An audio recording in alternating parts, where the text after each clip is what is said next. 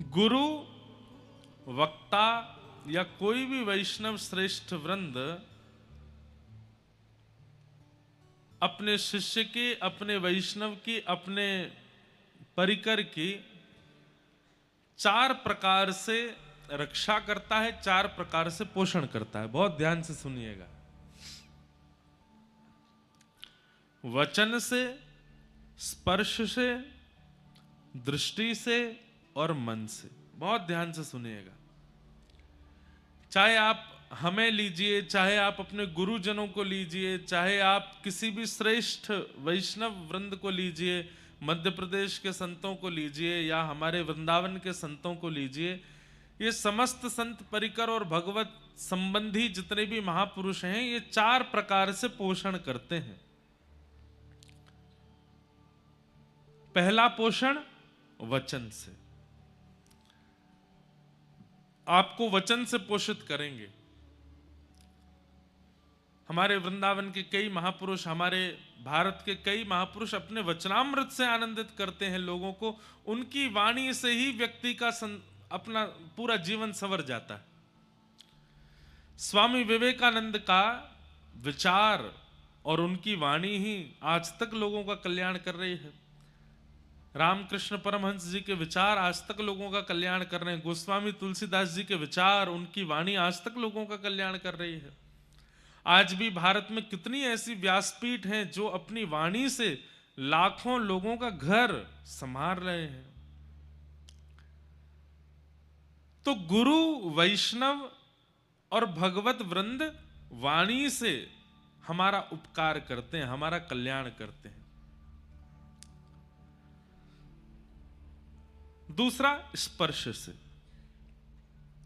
आप गुरु का स्पर्श करो, ये एक बात है, ये सामान्य बात है। और हमारे बुंदेलखंड में और मध्य प्रदेश की तरफ एक नियम बन गया है, क्या, जब तक छू नहीं लेंगे तब तक प्रणाम मानते ही नहीं है। चाहे महाराज जी नाक के बल गिर जाएं, चाहे सिर फूटे, चाहे लड़खड़ा जाए, पांव टूटे, जब तक छू नहीं लेंगे तब तक मानते ही नहीं है कि हमने प्रणाम किया। और एक और नियम है आपके बुंदेलखंड में, छुएंगे प्रणाम करते समय और फिर तब तक नहीं उठेंगे जब तक गुरुजी हाथ नहीं धर देंगे। हम पहली बार कहीं आए बुंदेलखंड में ही, तो किसी ने प्रणाम किया तो हम तो ऐसे ही करे खड़े रहे। अब मेरे की भाई बहुत देर हो गई, उठ जाओ, अब तो उठो। एक दो लोगों से कहा भैया इनको उठाओ, बोले ये ऐसे नहीं उठेंगे। तो बोले जब तक आप अपना हाथ नहीं धर दोगे, हाथ धर के दो चार बार थपथपा नहीं दोगे तब तक नहीं उठेंगे। तब उनको छुआ, थपथपाया, तब उठे। मैंने कि जय हो। बोले ये बुंदेलखंड की रीति है। दक्षिणा में भले 1 रुपया देंगे, माला भले ही गेंदे की पहनाएंगे, लेकिन नारियल के बिना प्रणाम नहीं कर सकते। नारियल जरूर देंगे, नारियल जरूर पहनाते हैं। एक बार हमारी दमोह में कथा हुई, तब हमारा पहली बार मिलना हुआ हमारे मित्र बागेश्वर धाम वाले महाराज जी से, पहली बार। तो पहली बार वो हमारी कथा में आए। उससे पहले एक बार मिले थे, तो दमोह में कथा हुई, उनका आना हुआ। हमको नहीं पता था कि इनका क्या माहौल चल रहा है मध्य प्रदेश में। जिस दिन वो आए इतनी भीड़ लग गई महाराज, इतनी भीड़ लग गई। तब हमारे उत्तर भारत में इतना लोग नहीं जानते थे उनको। हमारे दिल्ली तरफ, वृंदावन और सब जगह इतना, मध्य प्रदेश में खूब उनका चल रहा था। तो आए कथा में, मैंने कहा बढ़िया भैया, इनका तो यहाँ अलग ही माहौल है। फिर उसके बाद वो बोले चलिए आप हमारे साथ और आपके निवास पे चलेंगे, वहीं चाय पी के हम निकल जाएंगे। मैंने कहा चलो। अब उन्होंने अपनी गाड़ी में हमको बैठा लिया। महाराज एक बार तो स्थिति हुई कि ये गाड़ी पलट जाएगी, इतने लोग चढ़ गए उस पर, यहाँ से चढ़े वहाँ से चढ़े, ये वो। अच्छा, वो बैठे आगे, ड्राइवर गाड़ी चला रहे थे, मैं पीछे बैठा। तो बगल में और पीछे के जो खाली स्थान थे उनमें इतने नारियल भरे पड़े थे। मैंने कहा महाराज जी ये क्या है? बोले हमारे बुंदेलखंड का नियम है कि यहाँ बिना नारियल के कोई प्रणाम नहीं करता। और उन्होंने इतना कहा ही था कि कोई माताजी दूर से नारियल दिखा रही थी, ये ले नहीं पाए, तो माताजी ने फेंक के ही मारा। और जैसे ही फेंक के मारा, वो कांच में आकर के लगा, चटक गया, फूटा नहीं। हमने कहा भैया सुनो, आप जाओ, हमको यहीं छोड़ जाओ, हमको आगे मत लेके जाओ, पता चली कि हम सही सलामत पहुंचे कि नहीं। तो फिर उन्होंने भी कहा और भी संत जनों ने कहा कि बुंदेलखंड के लोग बहुत सहज हैं, बहुत सरल हैं। आप उनको अगर समझा भी दोगे ना कि नहीं नहीं ऐसे नहीं, ऐसे शास्त्र कह रहे हैं, तो वो कहेंगे कि अब शास्त्र चाहे जो कहें, हमारे पूर्वज जो करते आए हम वही करेंगे। हमारे पूर्वजों ने कहा है कि नारियल देना है तो देंगे। पर मध्य प्रदेश अगर दक्षिण में होता तो बहुत फायदा होता वहां के गुरुजनों को, क्योंकि दक्षिण में चटनी बहुत बनती है नारियल की। इतने नारियल मिलते तो कोई खरीदता ही नहीं, खूब धुआंधार चटनी बना बना के पाते। पर आनंद है, ये बुंदेलखंड के लोगों का प्रेम है, यहाँ के वैष्णव और यहाँ के लोगों का स्नेह है, बहुत सरल है। और हमने नहीं कहा है, आचार्य चरण कहते हैं, निर्मल मन जन सो मोह पावा, मोहे कपट छल छिद्र न भावा। ऐसा नहीं है कि यहां पर कपट नहीं है, यहां पर छल नहीं है, ऐसा नहीं है कि यहां पर लोगों के अंदर दोष नहीं है। पर मात्रा देखी जाए तो मात्रा में सीधापन यहां ज्यादा है। यहां के लोग सहज बहुत हैं, सीधे बहुत हैं, सरल ज्यादा हैं। छल होगा, कपट होगा और भी दोष हो सकते हैं, पर सरलता की मात्रा ज्यादा है। हमारी तरफ अगर आप जाएंगे थोड़ा उत्तर की ओर, उत्तर प्रदेश की ओर, पंजाब की ओर और थोड़ा और इलाकों में, वहां लोगों में थोड़ी सी चतुराई ज्यादा है, लोग चतुर ज्यादा है। और हमें ऐसा लगता है कि चतुराई का कारण क्या है? आधुनिकता। जितनी ज्यादा आधुनिकता होती है, जिस नगर में, जिस शहर में जितनी व्यवस्थाएं ज्यादा होती हैं, वहां के लोग उतने ही थोड़े चतुर होते चले जाते हैं।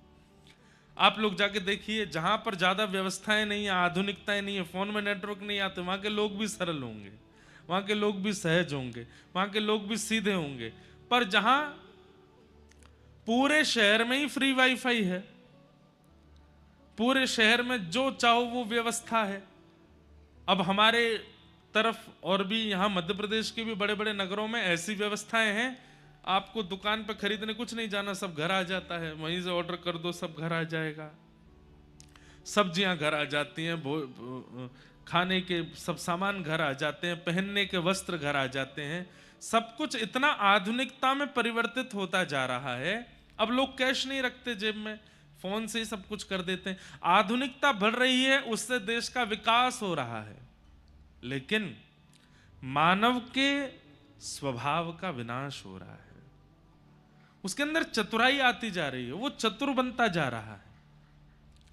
तो कई बार जब हम छोटे शहरों में जाते हैं जहां ज्यादा आधुनिकता नहीं है, वहां के लोगों से मिलकर के पता चलता है कि भाई इनसे ज्यादा चतुर तो हम हैं। हमको खुद के ऊपर चतुराई का अनुभव होता है और फिर लगता है ये चतुर क्यों नहीं है। तब पता चलता है कि यहाँ आधुनिकता नहीं है, बहुत आधुनिकता नहीं। ग्रामीण गांव के क्षेत्रों में आप जाओ तो वहां और ज्यादा सरल हैं लोग।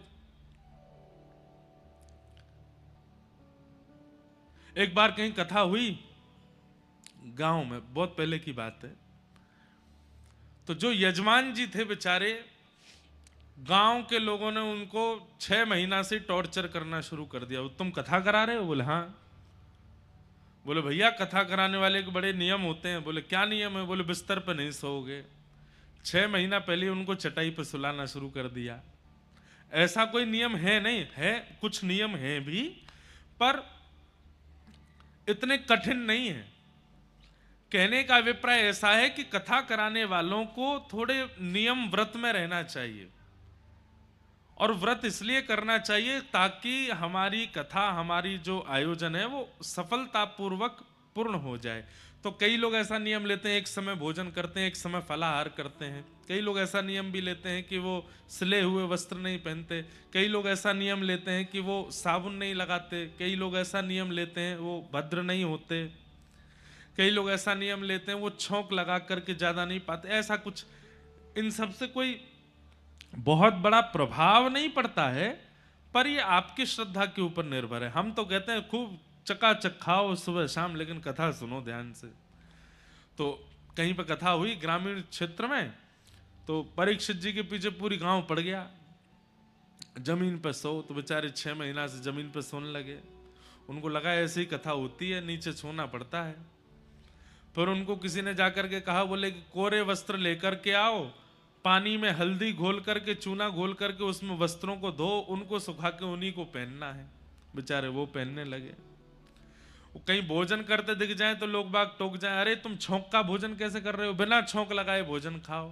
बेचारे बिना छोंक लगाए खाने लगे। अब तो उनकी स्थिति ऐसी कर दी महाराज, वो पत्नी से वार्ता भी करें, अरे तुम ब्रह्मचर्य का पालन करो, तुम दूर जाके बैठो, पत्नी सामने आ जाए तो आंखों पे हाथ धर लो। इतने नियम करवा दिए उनसे कि जब 6 महीने बाद हम पहुंचे तो बेचारे ऐसे लग रहे थे जैसे हैंगर पे कपड़ा टंगा हो, पतले दुबले बेचारे, मुख के सारे तोते उड़े हुए थे उनके, भद्र भद्र कर दिया था उनको, और गांव के लोग उनको चला रहे थे। हमने जब जाके उनको देखा, मैंने कहा भैया ये आप इतने नियम, पूरी जनता तो बैठ के सुनती कथा पंडाल में, वो अलग से बाहर निकल के जमीन पे मिट्टी पे बैठ के कथा सुनते। एक दिन हमने पूछा, बेचारे आए बड़े दीनहीन से, दुखी आ रहे, 6 महीना से इतने कष्ट में थे। मैंने कहा आप ठीक हैं? बोले हाँ महाराज जी ठीक हूँ, बस निर्विघ्न कथा हो जाए। मैंने आप इतने परेशान क्यों लगते हो चेहरे से? नहीं नहीं महाराज जी वो नियम का पालन कर रहा हूँ ना, परीक्षित बनने का कोई वो तो बड़ी सामान्य बात नहीं है। तो जब उन्होंने अपने नियम बताए, मैंने कहा भैया जय हो। किसने बताए ये नियम? बोले गांव के लोग सब बोलते गए। तो हमने कहा बड़े सीधे लोग हैं, ऐसा कुछ नहीं है, खूब प्रेम से खाओ पियो करो आनंद, बढ़िया कपड़े पहनो, कथा सुनो, इतने ज्यादा विचलित क्यों हो रहे हो? ऐसी स्थिति। अब जैसे ही हमने उनको बोला तो बोले अच्छा महाराज जी बिस्तर पर सो सकते हैं? मैंने कहा हाँ सो, क्या दिक्कत है, कोई ऐसी बात नहीं, गांव के लोग सीधे हैं, वो बेचारे बहका गए आपको, आप बहक गए। इतने प्रसन्न हो गए, तुरंत मुझसे बोले महाराज जी एक बात बताइए। बोले क्या? हम बीड़ी पी सकते हैं? मैंने कहा भैया तुम बीड़ी क्यों पियोगे? बोले कि वो भी तो 6 महीना से छुड़वा रखी है, बिस्तर पर ना सोने का इतना कष्ट नहीं है, पत्नी से ना बोलने का इतना कष्ट नहीं, उसका बहुत कष्ट है, हमें एक बार करें। मैंने भैया सुनो, यही नियम पालन करो जो गांव वाले ने बताए हैं, बिल्कुल नहीं पीनी है। तो गांव के लोग इतने सरल सहज क्यों होते हैं? क्योंकि वहां आधुनिकताएं नहीं है। ऐसे हमारे बुंदेलखंड के अधिकतर लोग सहज सरल है, उन्हें जैसा बता दो वैसे वैसा वो कर देते हैं, उन्हें जैसा समझा दो मान जाते, जैसा बोल दो वैसा पालन कर लेते। तो यहां के लोगों का नियम है कि वो स्पर्श किए बिना प्रणाम। अब हमारी दिक्कत यह है कि खड़ाऊं पहन के आते हैं कथा में, 2-4 माता जी ने अभी स्पर्श किया था तो लगी बस कि कहीं ऐसा नहीं हो कि हमारी नाक वाक टूट टाट जाए, गिर जाए। खूब मना करते हैं स्पर्श नहीं करो, पर नहीं मानते बिना स्पर्श किए। इसलिए सुनिए, आचार्य चरण जो हैं, कथा वक्ता जो हैं, वैष्णव जो हैं, गुरुजन जो हैं, वो 4 प्रकार से पोषण करते हैं। सबसे पहला वचनों से। आप प्रणाम करते हैं, चरण धो धो के पीते हैं, लेकिन गुरु की वाणी नहीं सुनते हैं, उसका कोई अभिप्राय नहीं मिलेगा, उसका कोई फल नहीं मिलने वाला। सबसे पहला गुरु के वचन अटल कर मानो, उनकी वाणी सुनो। दूसरा स्पर्श से। आप स्पर्श मत करो, गुरु स्वयं बुला करके आपका स्पर्श करे, उसमें आपका भाग्य है। आपके व्यवहार स्वभाव और मुखमंडल की आकृति देख करके आचार्य चरण ने खुद आज्ञा की इधर आओ, और आपके सिर पे हाथ फेर दिया, बस हो गई कृपा। स्पर्श। दूसरा, तीसरा दृष्टि। हजारों लोग सामने खड़े हैं, पर आचार्य चरण जब सबको देखते हैं तो उनकी दृष्टि आप पर रुक जाती है, और आपको देख करके उनकी दृष्टि से करुणा आपके ऊपर होने लग जाए, समझो ये भी पोषण है, दृष्टि पड़ना। और अंतिम मन। भले ही आचार्य चरण कोसों दूर आपसे चले जाएं, पर उनके मन में आपकी छवि और आपका चिंतन बना हुआ है, तो समझो आपका पोषण हो रहा है। वचन से पोषण करता है मानव। मानव अपने बच्चों का पोषण, अपने परिवार का पोषण, पत्नी का पोषण, पति का पोषण वचन से करता है। पर स्पर्श से पोषण करता है बच्चों का पक्षी।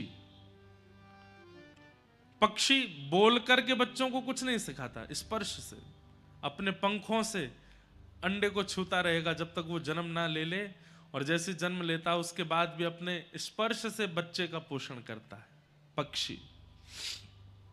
वहां बिना बोले ही बालक का कल्याण हो जाता है। क्यों? क्योंकि उसके गुरु, उसके आचार्य, उसके माता पिता स्पर्श कर रहे हैं।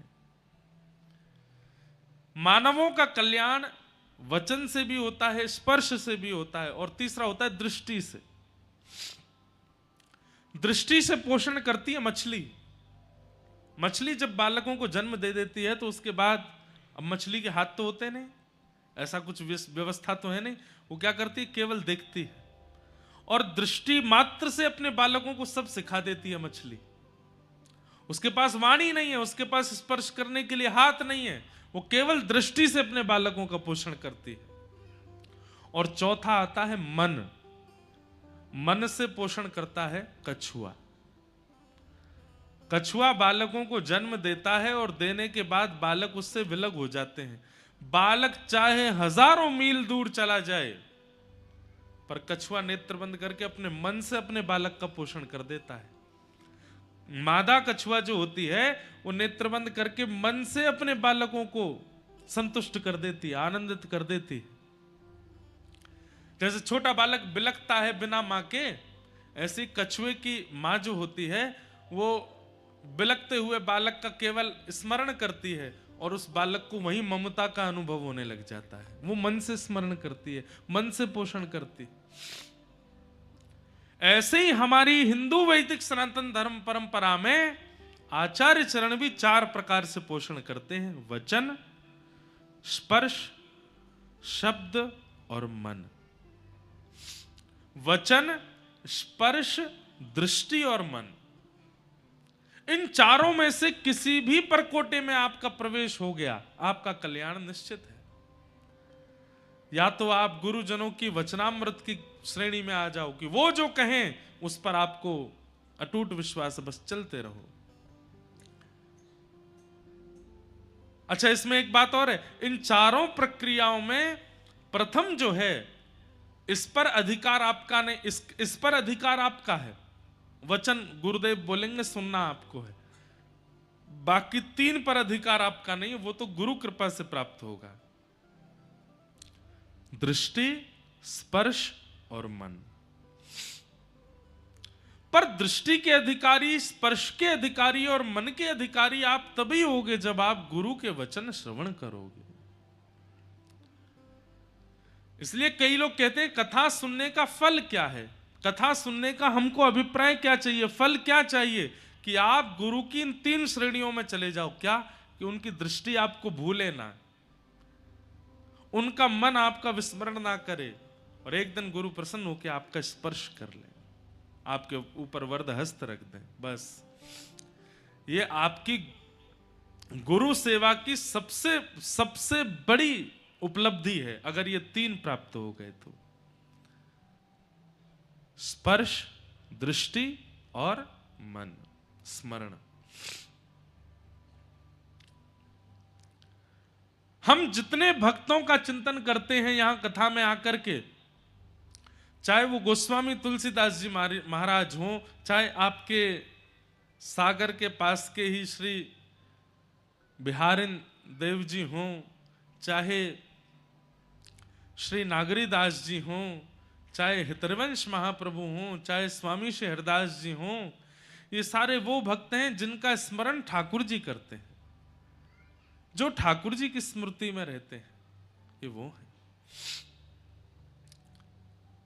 तो 4 प्रकार से गुरु पोषण करता है, और इन चारों पोषकों से जीव का उद्धार, जीव का कल्याण होता है। निश्चित है कि अगर शिष्य उपलब्धियों को प्राप्त हो रहा है तो निश्चित है कि गुरु के चिंतन में वो है, इसीलिए उपलब्धियों को प्राप्त हो रहा है। अच्छा, उपलब्धि का मतलब आप यहां पर कदापि धन को मत समझिएगा। उपलब्धि का मतलब आप कदापि यहां पर संसारी वैभव को मत समझिएगा। बहुत यश मिल रहा है, वैभव मिल रहा है, धन मिल रहा है तो इसका मतलब गुरु उसका स्मरण कर रहे हैं, नहीं, इस रूप में नहीं कह रहे हैं। तो फिर किस रूप में है? उपलब्धि का मतलब है चाहे धनवान है, चाहे निर्धन है, चाहे भूखा है, चाहे पेट भरा है, लेकिन वो व्यक्ति अत्यंत प्रसन्न है, इसका मतलब गुरु की स्मृति में वो है। चाहे उसके बंगले बने हुए हैं, चाहे वो छोटी सी कुटिया में रहता है, लेकिन अत्यंत प्रसन्न चित्त रहता है, तो इसका मतलब गुरु के चिंतन में वो है, गुरु उसका चिंतन करते, गुरु उसका स्मरण करते। बस हमें यही उपलब्धि प्राप्त करनी है कि हम आचार्यों की स्मृति में आ जाएं, आचार्यों के चिंतन में आ जाएं, ठाकुर जी की स्मृति में आ जाएं, ठाकुर जी के चिंतन में आ जाएं। मुझे नहीं लगता कि मैं और आप अभी ठाकुर जी के चिंतन में हैं। मुझे ये अनुभव नहीं होता। ठाकुर जी हमको याद करते हैं, अभी हम ठाकुर जी को याद करते हैं, हम ठाकुर जी का चिंतन करते हैं। उपलब्धि तो तब मानो जब ठाकुर जी हमारा चिंतन करें, ठाकुर जी हमारा स्मरण करें। मेरा सुमिरन हरि करें, मैं पावा विश्राम।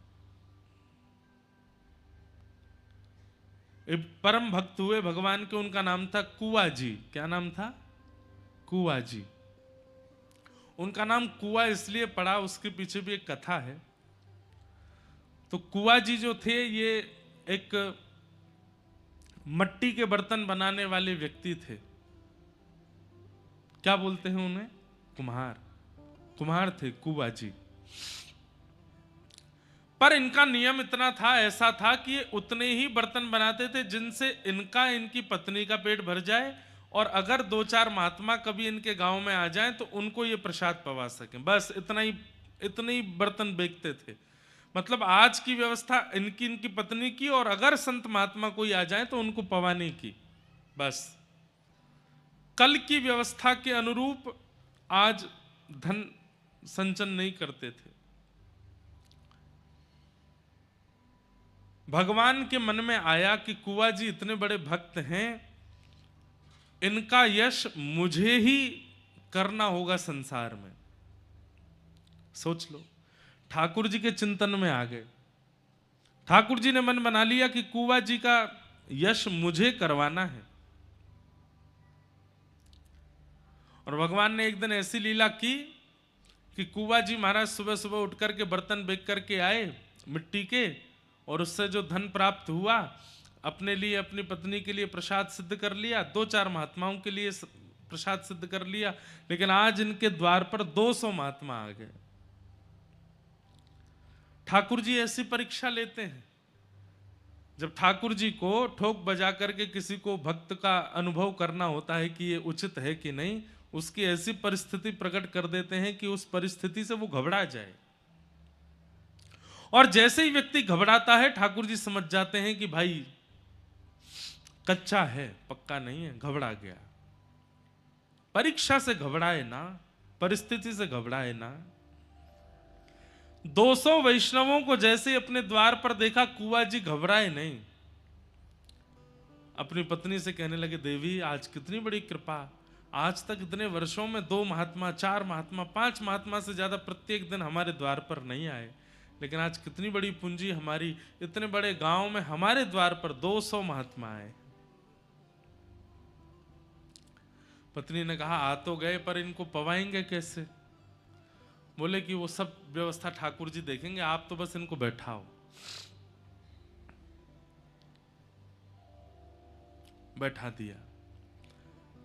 बोले महाराज आप लोग आए हैं, अब आप भी जानते हैं कि एक परिवार में 200 लोगों को पवाने की व्यवस्था तो नहीं होती, तो इसलिए थोड़ी प्रतीक्षा करनी पड़ेगी। मैं जाऊं बाजार से कुछ ले आऊं सामग्री, तब तक आप स्नान ध्यान संध्या वंदन करो, और पत्नी बढ़िया प्रसादी बनाएगी, फिर आप लोग पाइएगा। कुआ जी महाराज तुरंत घर से निकल करके गए, जो नगर सेठ थे उनके पास गए, और नगर सेठ जी से जाकर के कहा कि आप मुझे कुछ धनराशि दे दीजिए। नगर सेठ जी बोले, भाई पिछली धनराशि तो अभी तक चुका नहीं पाए तुम, और कितनी धनराशि चाहिए तुमको? बोले 200 लोगों को प्रसाद पवाना है, उतनी धनराशि चाहिए। और कुआ जी ने हाथ जोड़ करके क्या कहा कि महात्मा, 2 बातें सुन लीजिए हमारी। नगर सेठ जी से कहा, पहली बात, मेरे पास धन है नहीं तो मैं चुका नहीं पाऊंगा, ये मैं पहले ही बता रहा हूं। दूसरी बात, मेरे द्वार पर जो 200 महात्मा आए हैं, अगर उन्होंने प्रसाद नहीं पाया तो मैं प्राण त्याग दूंगा। सेठ जी बोले, तुम धमकी दे रहे हो हमको? एक तो हमसे पैसा मांग रहे हो, ऊपर से कह रहे हो मैं लौटा नहीं पाऊंगा, ऊपर से कहते हो कि नहीं दिया तो मैं प्राण त्याग दूंगा। तो कुआ जी कहते हैं कि धन चुकाने का एक और तरीका है। बोले क्या? आप मुझसे अपने घर में कोई काम करवा लीजिए, मुझसे परिश्रम करवा लीजिए, और उस परिश्रम के बदले मुझे 200 महात्माओं को प्रसाद पवाने के लिए धन दे दीजिए। परिश्रम कर दूंगा मैं आपके यहां, पर धन नहीं लौटा पाऊंगा। तो सेठ जी मान गए। सेठ जी ने कहा, तो फिर ठीक है, एक काम करो। बोले क्या? हमारे घर में जल की व्यवस्था नहीं है, हमको जल लेने के लिए पोखर तालाब में जाना पड़ता है हमारी घर की बहू बेटियों को।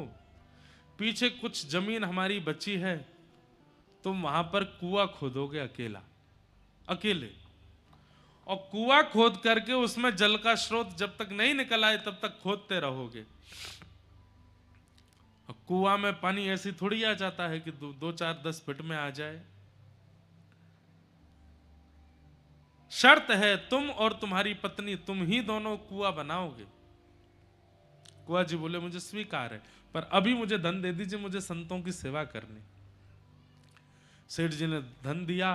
नाचते गाते हुए गए, सब सामग्री लेकर के घर पहुंचे, झरा भंडारा किया, 200 महात्माओं को बढ़िया मालपुआ, खीर और सब्जी पूड़ी आदि सब प्रेम से पवाई।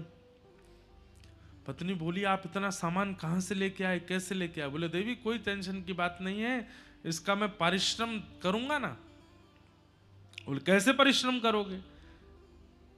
बोले, सेठ जी ने कहा है कुआं खोद देना, तो उनके यहां कुआं खोदेंगे। महात्मा तो प्रसाद पाकर के चले गए। यहां पर अगले दिन ही कुआ जी पहुंच गए, और पहुंच करके अपनी पत्नी के साथ में, अब कुआ जी खोदते हैं और जितना मिट्टी होती है परात में भरते हैं, पत्नी को देते हैं, दूर फेंक करके पत्नी आती है। अब कमाई नहीं हो रही है इनकी, दोनों पति पत्नी भूखे रहते हैं। क्यों? ये तो परिश्रम दे रहे हैं, और कमाई होती है मिट्टी के बर्तन बना के बेचने से। वो कैसे करें? घर में कोई और सदस्य है नहीं, 3-3 दिन 4-4 दिन तक कुछ भोजन को नहीं मिलता। लेकिन प्रसन्न मुद्रा में हरि स्मरण करते हैं, हरि का भजन करते हैं, ठाकुर जी का नाम लेते हैं, और प्रेम से कुआं खोद रहे हैं। 4-5 दिन बाद कोई कुछ दे देता है तो दोनों आधा आधा खा लेते। हम आपको बता रहे हैं कि ठाकुर जी कैसों का स्मरण करते हैं। एक बात निश्चित है, आपको माननी पड़ेगी, अगर जीवन में कठिन परीक्षा आई है तो इसका मतलब ये समझ लीजिए ठाकुर जी मिस कॉल मार रहे हैं आपको, ठाकुर जी याद कर रहे हैं। अगर बहुत स्मूथ लाइफ चल रही है, सुबह नाश्ता कर लेते हैं, दोपहर में भोजन कर लेते हैं, रात्रि डिनर करके बढ़िया प्रेम से तान दुपट्टा सोते हैं, एसी चला के, हीटर चला के, बहुत बढ़िया नींद आ जाती है, कोई डिस्टरबेंस नहीं है, कोई टेंशन नहीं, कोई सिर पर भार नहीं है, सब कुछ बहुत बढ़िया है, तो इसका मतलब ठाकुर जी ने ब्लॉक मार रखे हो, आप देख ही नहीं रहे, आपका नंबर ही नहीं आ रहा ठाकुर जी के आगे, इसीलिए तो सब बढ़िया चल रहा है। भाई टीचर की दृष्टि में आओगे तभी तो परीक्षा होगी। अब आप क्लास में ही छुप करके पीछे बैठे हो तो टीचर आपको उठाएगा ही नहीं, कुछ पूछेगा ही नहीं आपसे। अगर जीवन में परीक्षा नहीं है तो इसका मतलब आप छुप गए हो, ठाकुर जी को दिख नहीं रहे हो, या ठाकुर जी देख नहीं रहे हैं।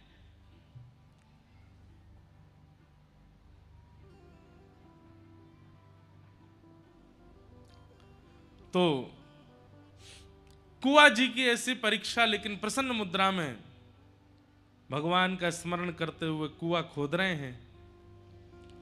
खोदते खोदते खोदते खोदते जल का स्रोत आ गया, कुछ फीट भीतर चले गए। पत्नी को बार बार मिट्टी ऊपर देते थे, पत्नी से कहा, देवी देखो जल का स्रोत आ गया, अब कुछ दिन और फिर उसके बाद ये कुआं निर्माण हो जाएगा।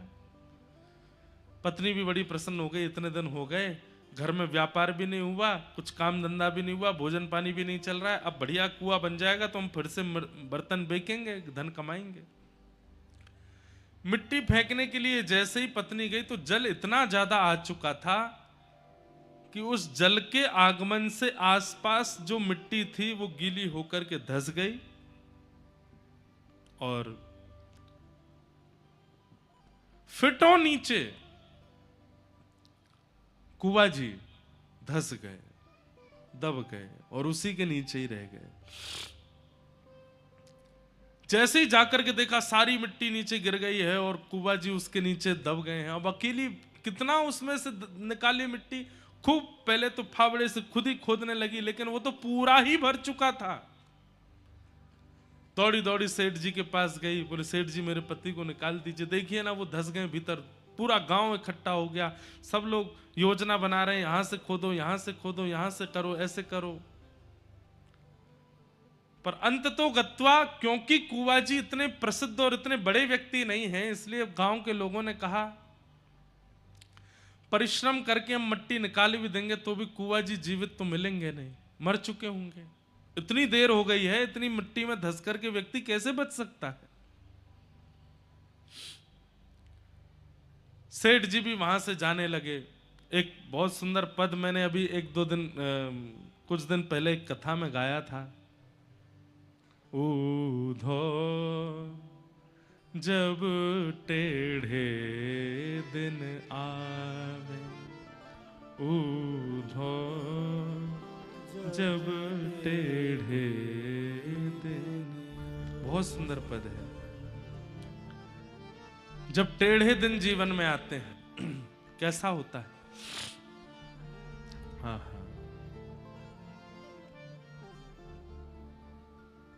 ऊधो जब टेढ़े दिन आवे, ऊधो जब टेढ़े दिन आवे। बंधुओं एक बात याद रखिएगा, मैं वक्ता हूं, मुझसे लेकर के पीछे बैठे हुए व्यक्ति कोई किसान हैं, उन तक भी इस संसार में कोई व्यक्ति ऐसा नहीं है जिसके जीवन में टेढ़े दिन नहीं आते, जिसके जीवन में विषमताएं परिस्थिति नहीं आती।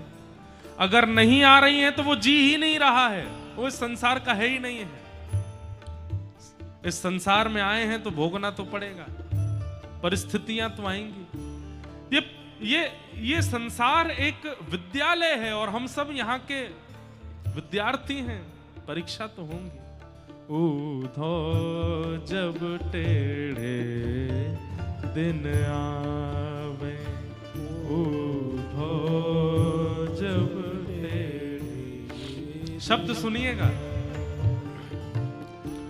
इष्ट मित्र मुख हूं नहीं बोले, इष्ट मित्र मुख हूं नहीं बोले, इष्ट मित्र मुख हूं नहीं बोले, इष्ट मित्र मुख हो नहीं बोले, देखत नैन चुरावे हो, देखत नैन चुरावे। कई लोग इस परिस्थिति को देख चुके होंगे और जिन्होंने नहीं देखी है वो तैयार रहना देखने के लिए, होने वाला है आपके साथ। ये परिस्थिति सबके जीवन में या तो आ चुकी होगी या आने वाली है, इसलिए तैयार रहिएगा। इष्ट मित्र मुख हूं नहीं बोले, इष्ट मित्र मुख हो नहीं बोले, ओ देखत नैन चुरावे हो, देखत नैन चुरावे। जब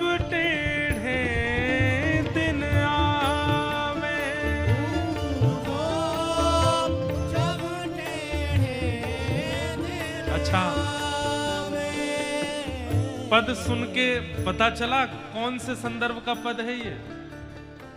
जब भगवान कृष्ण ब्रज छोड़ करके चले गए हैं मथुरा और उद्धव जी समझाने आए हैं गोपियों को, तब गोपियां गा रही हैं इस बात को। उद्धव जब टेढ़े दिन आवे, जब टेढ़े और टेढ़े दिन आता है तो क्या होता है? सोना छूवे होत है माटी, सोना छूवे, सोना छूते ही मिट्टी हो जाएगा। कहाँ एक समय हम ऐसे थे कि हम जो हाथ धर दें वो सोना हो जाता था, और अब टेढ़े दिन आए तो क्या हुआ? सोना छूते हैं तो मिट्टी हो जाता है। सोना छूवत होत है माटी, सोना छूवत होत है और माटी। सबसे बड़ी बात, मूरख ज्ञान बतावे हो, मूरख ज्ञान बतावे। सबसे मूर्ख व्यक्ति हमारे मित्रों में, सबसे मूर्ख व्यक्ति हमारे परिवार में, वो ज्ञान देने लग जाता है जब टेढ़े दिन आते हैं। उद्धव जब टेढ़े दिन आवे, उद्धव जब टेढ़े दिन हे उद्धव जब टेढ़े दिन आवे। जब टेढ़े और अंत में गोपियां बहुत अच्छी बात कहती, बहुत बड़ा पद है लेकिन क्योंकि प्रसंग नहीं है इसलिए पूरा पद गाने का अभिप्राय नहीं है। अंत में गोपियां कहती हैं, अपनो अपनो भाग्य सखीरी, अपनो अपनो भाग्य सखीरी, अपनो अपनो भाग्य सखीरी, अपनो अपनो भाग्य सखीरी। काको दोष लगावे, काको दोष लगावे। हे सूरदास विधि ना के आगे, सूरदास विधि ना के आगे। सूरदास विधि ना के आगे, सूरदास विधि ना के आगे। छिन भर टरहु न पावे हो,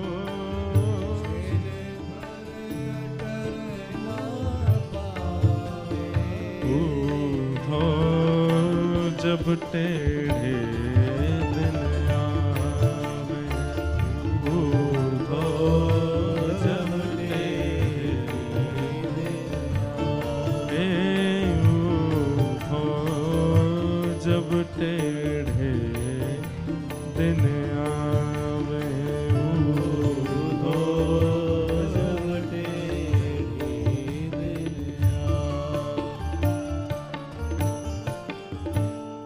जब जीवन में टेढ़े दिन आते हैं तो ऐसी स्थिति बन जाती। अब देखिए वहां कुआं जी, वो भी तो एक मानव है, मिट्टी के ढेर के नीचे फंस गए हैं, लेकिन गांव के लोग क्या कह रहे हैं? पत्नी को सांत्वना देते हुए कह रहे हैं, अब हम निकाल भी देंगे तो क्या फायदा, वो जीवित तो बचेंगे नहीं। पत्नी कह रही है कि इतनी जल्दी आप लोग कैसे मान रहे हैं? बोले कि मान, इतनी संख्या में मिट्टी उनके ऊपर गिर गई है, वो जीवित कहां बचेंगे? उनको निकाल भी देंगे तो तुम अभी शोक में हो, उनका शव देख करके और शोक में आ जाओगी। अब उनको नीचे ही गड़े रहने दो। और सेठ ने कुछ धन आदि देकर के पत्नी से कहा अब तुम ज्यादा शोक मत करो। अब अकेली पत्नी, परिवार तो है नहीं, किससे जाकर के कहे कि मेरे पति को निकालो। सामान्य व्यक्ति जो जीवन जीते हैं बहुत कठिनाई सहते हैं बंधुओं कभी कभी, क्योंकि उनके पास में पावर नहीं है, उनके पास में लोग नहीं है, उनकी पहुंच नहीं है। पर जिनकी संसार में किसी से पहुंच नहीं होती ना, उनकी रक्षा पर ठाकुर जी करते हैं। और ठाकुर जी तक पहुंच जिसकी होती है, पर संसार की पहुंच धरे रहे अपने पास।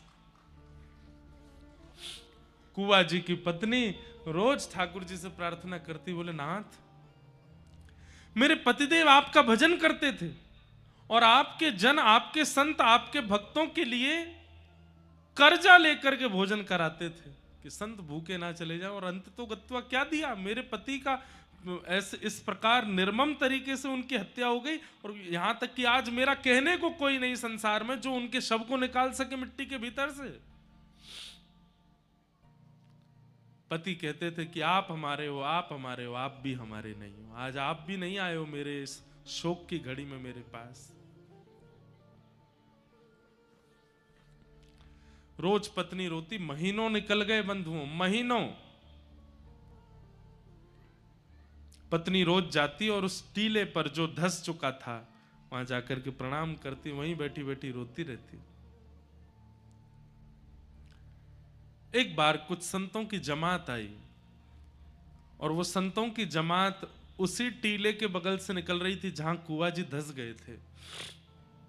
वहां उन्होंने अच्छी व्यवस्था जान वहां बैठ करके अपने प्रसाद आदि खोल करके पोटलियों से पाना प्रारंभ किया। तभी उनको हरिशरणम हरिशरणम हरिशरणम हरिशरणम हरिशरणम नाम की ध्वनि आने लगी।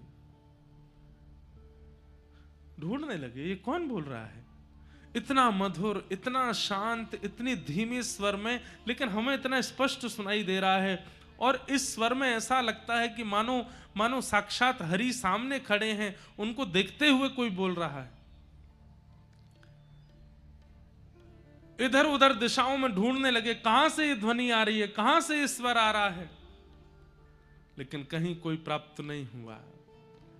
तभी उन संतों ने कहा कि कौन बोल रहा है भैया, आकाशवाणी हो रही है क्या हरिशरणम की।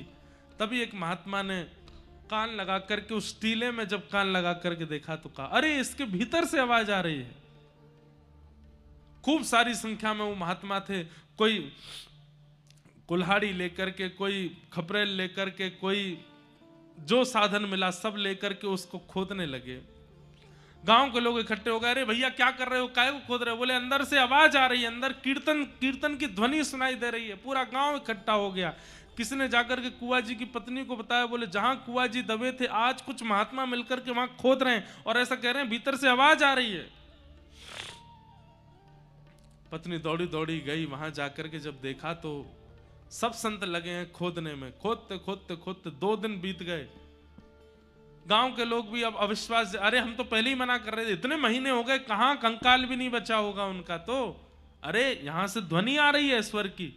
थोड़ी देर में पूरे गांव को भी वो ध्वनि सुनाई देने लगी, हरिशरणम हरिशरणम हरिशरणम। खोदते खोदते 2 दिन बाद जैसे ही अंतिम परत पर पहुंचे, जैसे ही मिट्टी हटा करके देखा तो क्या पाया,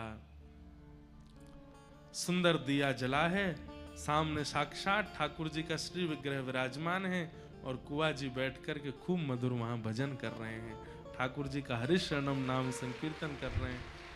कभी हाथ में करताल लेकर के नृत्य करने लगते हैं, कभी बैठ करके प्रणाम करने लगते हैं, वंदन।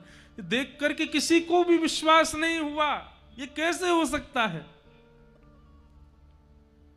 महीनों पहले दब चुका व्यक्ति, महीनों पहले जिसकी मृत्यु हो गई नीचे दब करके, वो जीवित कैसे है। क्योंकि हरि के स्मरण में कुआ जी हैं। कुआ जी के स्मरण में हरि हैं, ये पहली बात है। पर कुआ जी के मन में हरि स्मरण होते होते होते एक स्थिति ऐसी आई कि अब हरि के स्मरण में कुआ जी हैं, तो चाहे जैसी परिस्थिति आ जाए, हरि के स्मरण में जो आ जाता है, परीक्षाएं तो उसकी होती हैं लेकिन कोई उसका बाल बांका नहीं कर पाता। जीवित कुआ जी वहां से निकल करके बाहर आए। अब तो पूरा गांव उनको पूजने लगा, वंदन करने लगा। ठाकुर जी ने उनका यश बढ़ाया।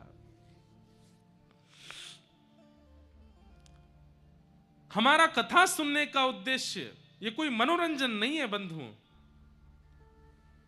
ये मनोरंजन के लिए नहीं आते हैं हम, या मनोरंजन के लिए नहीं आते हो आप। ये मनोमंथन का विषय है। हमारा उद्देश्य कोई और ना बन जाए, व्यापार वृद्धि ना बन जाए, वंश वृद्धि ना बन जाए, लोक प्रसिद्धि ना बन जाए। कथा से केवल एक ही चाहिए, मेरा सुमिरन हरि करें। अब वो मेरा स्मरण कर लें, अब वो मुझे याद कर लें, अब वो मुझे को एक बार अपने अपने अपने हृदय में एक बार बस मेरा नाम बोल दें। इस श्रेष्ठता को प्राप्त करने के लिए जो जो व्यवस्थाएं करनी पड़े वो सब मैं करूंगा, बस हरि मेरा स्मरण कर लें। इसी के लिए कथा सुन रहे हैं हम। तो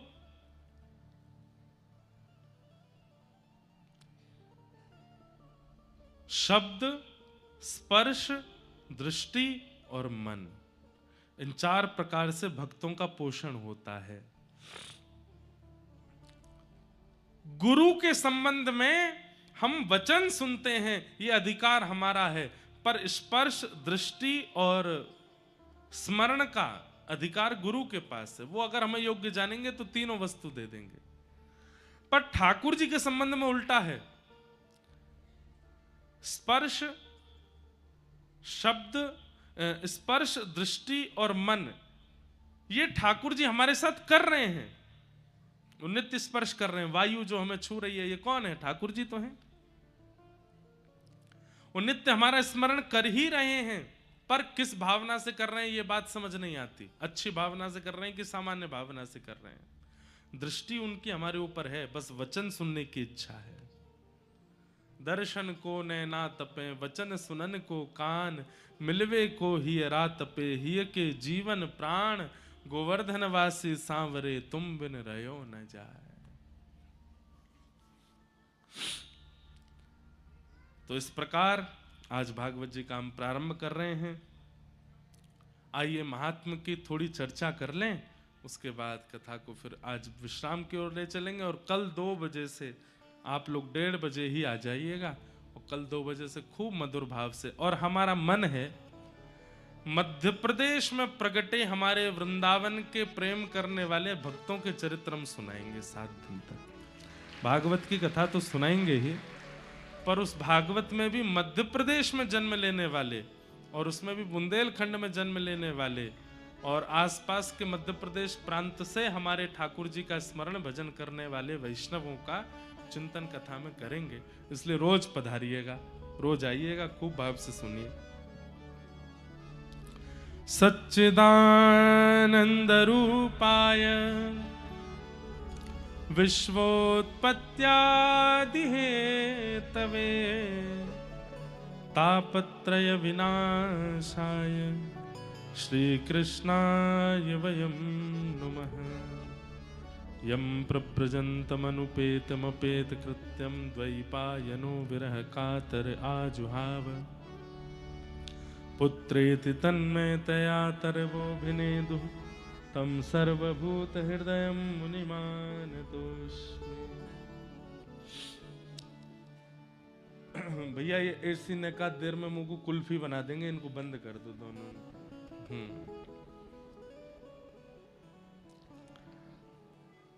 सच्चिदानंद रूपाय, भगवान के 3 रूप, 3 कर्म और 3 गुणों की चर्चा भागवत के महात्म्य में की गई है। भगवान के 3 प्रकार के रूप हैं, सत्य, चैतन्य और आनंद। ठाकुर जी सत्य स्वरूप हैं, चैतन्य स्वरूप हैं और आनंद घन हैं। हमारे पूज्य गुरुदेव भगवान ने एक बहुत सुंदर व्याख्या की इस श्लोक की, कि भगवान सत्य हैं, चैतन्य हैं और आनंद हैं। इसका एक अर्थ तो यह है कि जो सत्य हम बोलते हैं उसमें ठाकुर जी का निवास है। दूसरा अर्थ यह है कि जो चैतन्यता है, चैतन्यता मतलब कोई भी वस्तु जो जड़ अनुभव होती है सब में ठाकुर जी हैं। ठाकुर जी चैतन्य हैं, सब जगह विद्यमान है। हरि व्यापक सर्वत्र समाना। और देखिए यहां पर गोस्वामी जी ने एक शब्द कहा है, हरि व्यापक सर्वत्र। कैसे? बोले समाना। समाना मतलब जैसे वो बिहारी जी में हैं, जैसे वो राधा वल्लभ जी में हैं, जैसे वो गोविंद देव जी में हैं, गोपीनाथ जी में हैं, जैसे वो तिरुपति में हैं, वैसे ही यहाँ इस माइक में भी हैं, वैसे इस गद्दे में भी हैं, वैसे मुझ में भी हैं, वैसे वायु में भी, उतने ही, कहीं कम ज्यादा नहीं है ठाकुर जी, समान, समान भाव से। तो मन में ये विश्वास प्रकट हो जाना कि ठाकुर जी सब जगह हैं, ये चैतन्य बुद्धि है। और आनंद घन ठाकुर जी के संबंधों का स्मरण करके, ठाकुर जी के कथाओं का स्मरण करके, ठाकुर जी के प्रियजनों का दर्शन करके जो मन में उल्लास प्रकट होता है वो आनंद है। पर हमारे गुरुदेव एक बहुत अच्छी व्याख्या करते हैं कि सत्य परमात्मा को जिस दिन आपने चैतन्य मान लिया, बहुत ध्यान से सुनिएगा, सत्य परमात्मा को जिस दिन आपने चैतन्य मान लिया, उस दिन आपका जीवन आनंद से भर जाएगा। परमात्मा सत्य है, पर उस परमात्मा सत्य को हम जड़ मान लेते हैं। जड़ कैसे मान लेते हैं? मूर्ति में उनकी प्रतिष्ठा मानते हैं, धातु में उनकी प्रतिष्ठा मानते हैं, अन्यत्र कहीं भी उनकी व्यापकता है ऐसा विश्वास हमारे चित्त में नहीं होता। सामने बालाजी का मंदिर है, हनुमान जी वहीं बैठे हैं, मैं उनको सामने बैठ के हनुमान चालीसा गाऊंगा तो ही मेरा उद्धार होगा, इधर उधर बैठ के गाऊंगा तो कल्याण नहीं होगा। ये एक प्रकार से ऐसी भावना अगर किसी के चित्त में है तो वो कहीं ना कहीं भगवान को चैतन्य नहीं मानता है। ठाकुर जी को चैतन्य मानने का मतलब है जहां बैठ जाओ, जिस दिशा में देखने लग जाओ, वहीं ठाकुर जी हैं और उनको वहीं अर्पित। अब आलसी लोग इस बात को कहीं अपने फायदे के लिए मत ले लीजिएगा। कहीं आलसी लोग कहने लग जाएं भोग लगाने की क्या जरूरत है, बोल क्यों, भगवान मन में बैठे हैं, मैं जो खाऊंगा सब ठाकुर जी पालेंगे।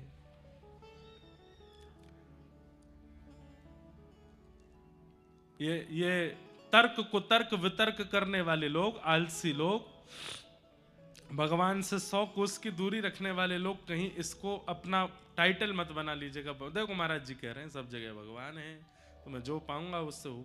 ये भी होता है पर तुम्हारे साथ नहीं होगा। ऐसा भी होता है कि आप पाओगे ठाकुर जी का पेट भरेगा। ऐसे एक चरित्र आता है, श्रीमद वल्लभाचार्य जी महाराज के एक शिष्य थे गोवर्धन में, उनका नाम मुझे याद नहीं आ रहा, भगवान दास नाम था संभवतः। तो वो ठाकुर जी को अपना सखा मानते थे। तो उनका नियम ऐसा था, वो ठाकुर जी के सखा हैं, ठाकुर जी उनके साथ खेलने के लिए वन में जाते थे।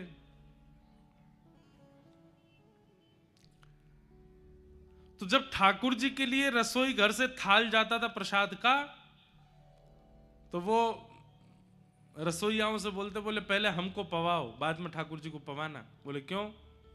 बोले हम पहले पा करके वन में जाके सब व्यवस्था करेंगे ठाकुर जी की, वहां ठाकुर जी खेलने आते हैं, कहीं कोई दिक्कत नहीं हो जाए। तो रसोइया ने कहा अच्छा, भगवान का प्रसाद नहीं लगा, तुमको पहले पवा दें? ऐसा बिल्कुल नहीं होगा। तो जब उनको नहीं पवाया, ठाकुर जी के सामने धर दिया, तो महाप्रभु वल्लभाचार्य जी के चित्त में भी ठाकुर जी आकर के आज्ञा किया, आज हम भी नहीं पाएंगे। क्यों? वह ने ना पाया तो हम भी नहीं पाएंगे। अब वह ने ना पायो, वो दुखी है क्यों, वो खेलवे के काजे ना गए, अब मैं उन्हें पाऊंगा, इसलिए नियम बना दो, वो पहले पाएगा, हम बाद में पाएंगे। तब से महाप्रभु जी ने नियम बना दिया, बोले पहले इसको पवाओ, उसके बाद ठाकुर जी को पवाओ। क्यों? ठाकुर जी का सखा है, जितनी देर ठाकुर जी प्रसाद पाते हैं उतनी देर वन में जाके सब व्यवस्था कर लेता है। तो कई लोगों के लिए नियम ठाकुर जी ने बनवाए, पर आलसी लोग अपने सुख समृद्धि के लिए कृपया कर इस बात को ना ले लें कि भगवान तो सब जगह हैं, मैं पाऊंगा उससे ठाकुर जी का भोग लग जाएगा।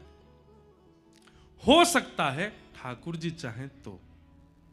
अब माधवदास जी, उनका चरित्र आता है, जगन्नाथपुरी के माधवदास जी जगन्नाथ भगवान से कहते हैं, हे महाप्रभु जी, अब मैं कुछ दिन व्रज की यात्रा पे जा रहा हूं। तो जगन्नाथ भगवान बोले तुम चले जाओगे तो हमारा मन कैसे लगेगा, हमको भी ले चलो। तो माधवदास जी बोले आप यहीं बैठे रहो। क्यों? 8 बार तो भोजन करते हो आप, सुबह से रात्रि तक 8 बार भोजन करते हैं ठाकुर जी, और मैं वृंदावन यात्रा पर पैदल चल करके जाऊंगा, 8 बार कहां से भोजन दूंगा आपको, इतने भयंकर जंगल, पहाड़, नदियां, सरोवर, तालाब सबको पार करना पड़ेगा, दुर्गम रास्ता है। आप तो भूख के कारण व्याकुल हो जाते हो, आपको लेके कैसे जाऊंगा? जगन्नाथ महाप्रभु बोले तो ठीक है, तुम चले जाओ। अब जगन्नाथ जी संग चलें, इसका मतलब ये थोड़ी कि वो मूर्तिमंत होके ही चलेंगे, वो तो हृदय में बैठ के भी जा सकते हैं। ठाकुर जी हृदय में बैठ गए माधवदास जी के। अब माधवदास जी का अभ्यास था कि 4-4 दिन तक भी भूखे रह लेते थे, लेकिन ठाकुर जी चित्त में बैठ करके माधवदास जी के साथ जाने लगे। उनको पता नहीं था, थोड़ी दूरी पहुंचे जगन्नाथपुरी से, इतनी जोर की भूख लगी माधवदास जी को। अब तो ऐसे व्याकुल हुए कि थोड़ी बहुत देर में प्रसाद नहीं मिले तो पेड़ पोड़ खाने शुरू करूं,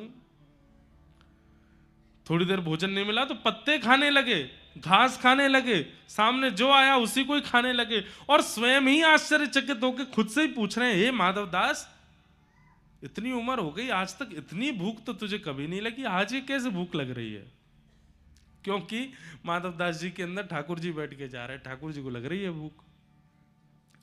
माधवदास जी एक गांव में पहुंचे और गांव की माता जी एक कुटिया में रहती थी, उनका द्वार खटखटाया, मैया जल्दी खोलो, जल्दी खोलो। बंधुओं, ऐसी भूख कभी लगी है कि आप पागल हो गए हो, बस कुछ मिल जाए? नहीं लगी होगी। हम लोगों को ऐसी भूख नहीं लगी है अभी तक। पर एक बात शास्त्रों में कहते, महाभारत कहती है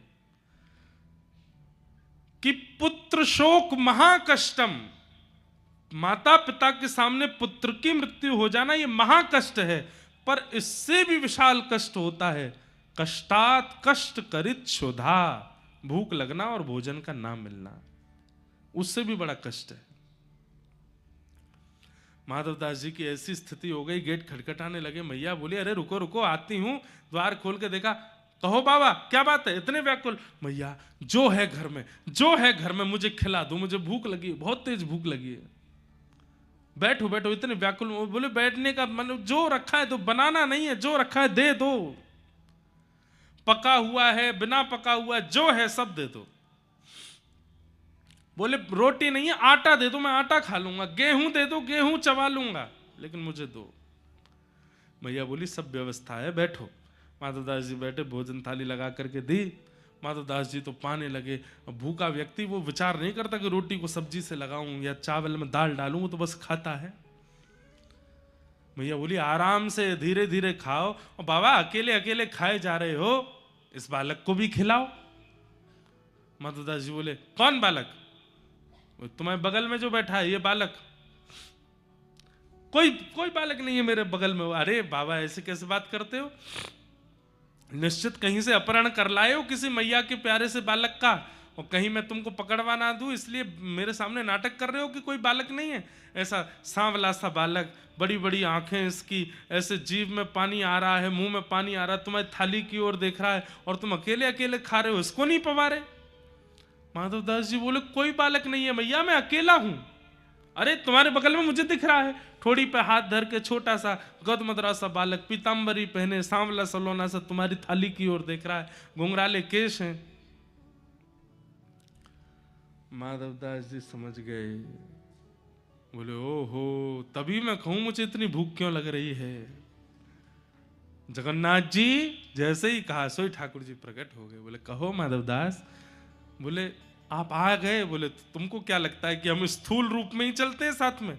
हम सूक्ष्म रूप से तुम्हारे मन में बैठ करके वृंदावन जा रहे हैं, हमको भूख लग रही है इसलिए तुम खा रहे हो। महाराज जिन माधवदास जी को 30 दिन में वृंदावन पहुंच जाना था, 6 महीना में पहुंचे। क्यों? 10 कदम चलते हैं फिर भूख लग जाती है, फिर अपने मन से कहते हैं हे जगन्नाथ जी नेक नेक तो सबर कर लो, कम से कम 8 बार का भोजन 4 बार कर लो। यात्रा में बहुत दिक्कत होती है, इतना खाने के बाद चला भी नहीं जाता।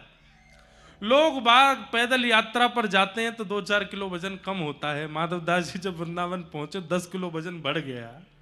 इतना खाते हुए गए क्योंकि ठाकुर जी चित्त में बैठ के गए। तो अगर आप ये कहते हैं कि चित्त सब जगह ठाकुर जी हैं, व्यास जी कह रहे हैं, तो चित्त में भी तो हैं, भोग लगाने की क्या आवश्यकता? अरे ठाकुर जी स्वयं कहें कि मैं चित्त में हूं, हैं तो वो सबके चित्त में, पर वो एक्टिव हैं कि नहीं वहां पर, आपके द्वारा पाया गया प्रसाद वहां स्वीकार कर रहे हैं कि नहीं, ये विशेष बात। सच्चिदानंद रूपाय। सत्य परमात्मा को जब तक आप चैतन्य नहीं मानोगे, जब तक उनमें यह बुद्धि रखोगे कि वो जड़ हैं। अच्छा एक बात बताओ, व्यक्ति पाप करता है, उसको नहीं पता कि उसने पाप किया? पता है, पर व्यक्ति फिर भी पाप कर देता है। क्यों? क्योंकि उसके अंदर यह विश्वास भी है कि मैं पाप कर रहा हूं, किसी को नहीं दिख रहा, मतलब परमात्मा को भी नहीं दिख रहा है। उसे यह बात पता होती है कि परमात्मा देख रहे हैं, लेकिन वो परमात्मा की उपस्थिति की सत्ता पर विश्वास नहीं करता, इसलिए गलत काम करता है। बड़े बड़े महापुरुष भजनानंदी गलत काम क्यों नहीं करते, गलत क्यों नहीं खाते, गलत क्यों नहीं पीते? क्योंकि वो केवल मानते नहीं है, जानते भी हैं कि परमात्मा देख रहे हैं, परमात्मा बैठे हैं, परमात्मा की दृष्टि के आगे हमें गलत करना नहीं है। हम क्यों गलत कर देते हैं? क्योंकि हमारे मन को ये बात पता है कि परमात्मा होता होगा कहीं, उसको थोड़ी दिख रहा है कि मैं क्या कर रहा हूं, सब पता है। तुम जानत सब अंतर्यामी, तुम जानत सब अंतर्यामी। करनी कछु ना करी, ओ करनी कछु ना करी। मोरी राखो लाज हरी, मोरी राखो लाज हरी, मोरी राखो लाज हरी, मोरी राखो लाज हरी। तुम जानत सब अंतर्यामी। सब जानते हैं ठाकुर जी, पर ये बात हम मानते हैं पर जानते नहीं हैं। जिस दिन जान जाएंगे ठाकुर जी, आप गलत करने जाओगे हाथ कांपेंगे, स्वयं को शीशा में देखेंगे तो अपना मुख देख करके धिक्कार होगा स्वयं पर। मैं अपनी पर्सनल बात कहूं तो जब कोई व्यक्ति कुछ गलत करता है तो मेरे मन में यह बात आती है, क्या ये अपने आप को कभी शीशे में देख पाता होगा? अगर देख पाता है तो इसका मतलब ये इस बात पर खरा हुआ है कि ठाकुर जी हैं नहीं, तभी देख पाता है गलत करने के बाद। हम अपनी स्थिति बता रहे हैं। इतनी संख्या में कई बार लोग इकट्ठे हो जाते हैं और सबसे नहीं मिल पाते तो स्वयं को शीशा में नहीं देख पाते कि हमने कितना बड़ा अन्याय किया। इतने वैष्णव आए फिर भी उनसे मिल नहीं पाए। लोग गलत करने के बाद स्वयं को कैसे देख लेते होंगे?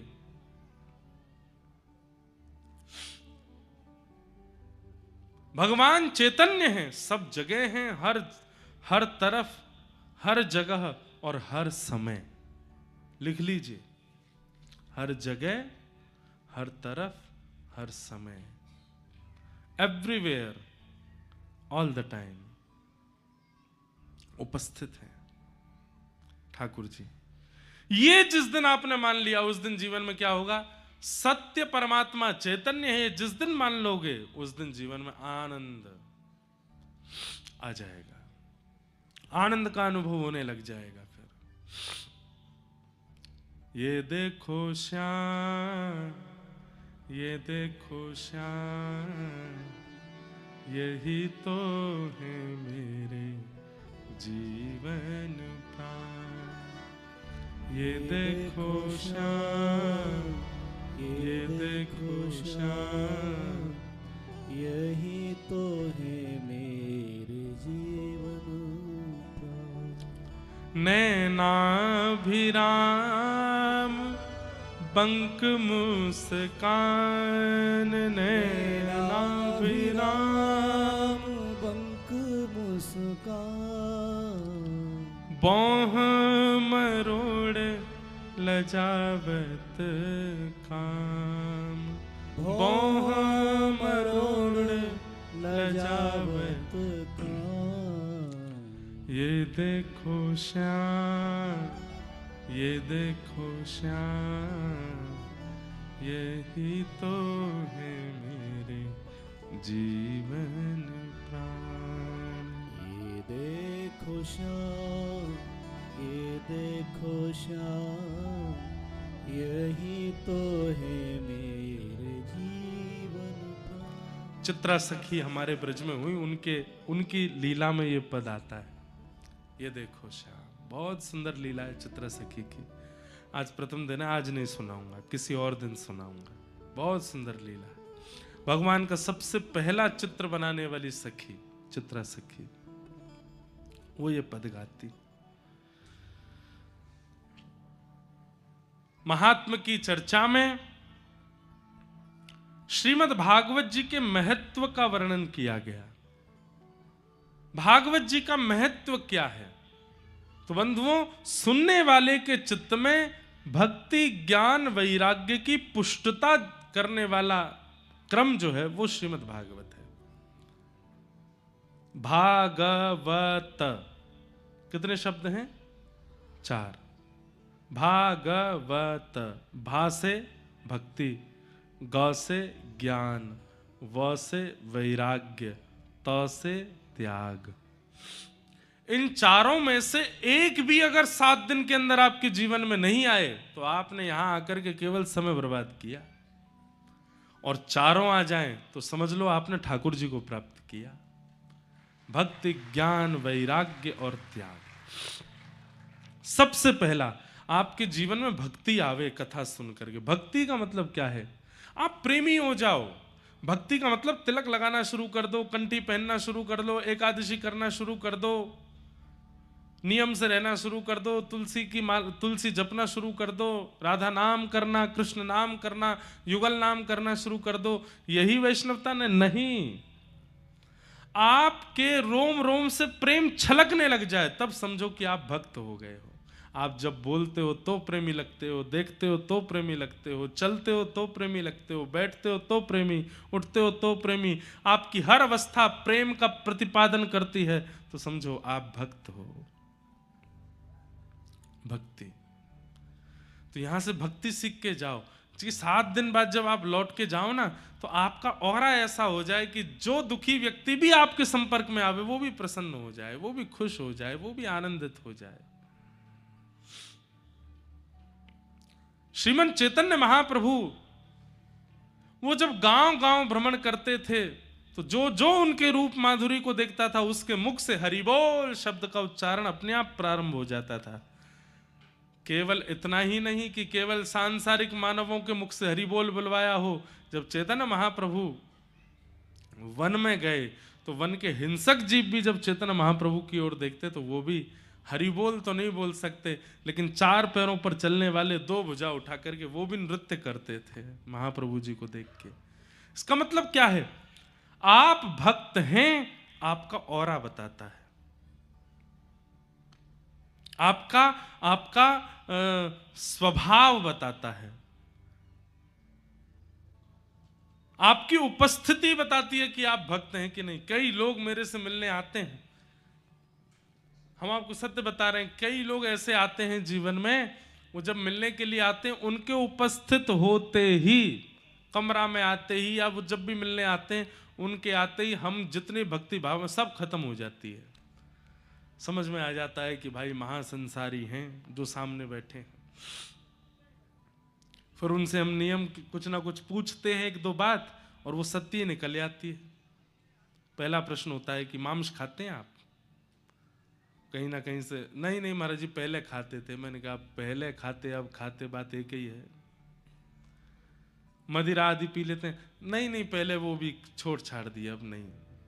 सामने तो सब ऐसे ही बोलते हैं, पर मैंने अनुभव किया है और ये भक्ति करने के बाद आपको भी अनुभव होने लग जाएगा कि इस प्रकार विषय वासना में रहने वाले लोग, पर स्त्रियों के प्रति कुदृष्टि रखने वाले, छल कपट करने वाले, मांस मदिरा आदि, ये जब जब आपके सामने आएंगे आपको घबराहट होगी और आपका मन होगा कि या तो मैं इसको भक्त बनाऊं या मैं ही उठ के चला जाऊं। पर एक स्थिति ऐसी आएगी, आपकी भक्ति ऐसी हो जाएगी कि आप उसके सामने से उठ के नहीं जाओगे, आप उसको भक्त बना के जाओगे। नित्यानंद महाप्रभु बलराम जी के अवतार माने जाते हैं कलिकाल में। श्री चैतन्य महाप्रभु श्री ठाकुर जी के अवतार हैं और नित्यानंद महाप्रभु बलराम जी के अवतार हैं। तो श्री नित्यानंद महाप्रभु जब चैतन्य महाप्रभु के स्पर्श में आए, कथा सुनिएगा जयपुर की भक्तमाल, और उसमें श्री चैतन्य महाप्रभु का चरित्र सुनिएगा, वहां आपको स्पष्ट हो जाएगा। इस वर्ष की जो भक्तमाल जयपुर में हुई, हम साल में एक ही भक्तमाल करते हैं जयपुर में, तो वहां इस बार महाप्रभु जी का चरित्र इतना सुंदर चरित्र है। तो उसमें नित्यानंद महाप्रभु से चैतन्य महाप्रभु निवेदन करते हैं कि ये कलिकाल है, सतयुग त्रेता द्वापर में हमने उद्धार किया, पर ये कलिकाल में उद्धार नहीं करना। उद्धार किससे किया? गदा से किया, सुदर्शन चक्र से किया, धनुष बाण से किया। पर इस कलिकाल में ना तो सुदर्शन चलेगा, ना गदा चलेगी, ना बाण चलेगा। यहां उद्धार नहीं करना है, तो यहां स्वीकार करना है। कलिकाल में ठाकुर जी स्वीकार कर रहे हैं मानवों को, यहां उद्धार नहीं कर रहे हैं। सतयुग त्रेता द्वापर में ठाकुर जी उद्धार करते हैं, कलयुग में ठाकुर जी स्वीकार करते हैं, अंगीकार करते हैं।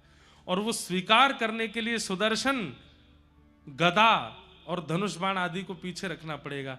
तो फिर नित्यानंद महाप्रभु बोले, तो फिर इस कलिकाल में मानव स्वीकार कैसे होगा?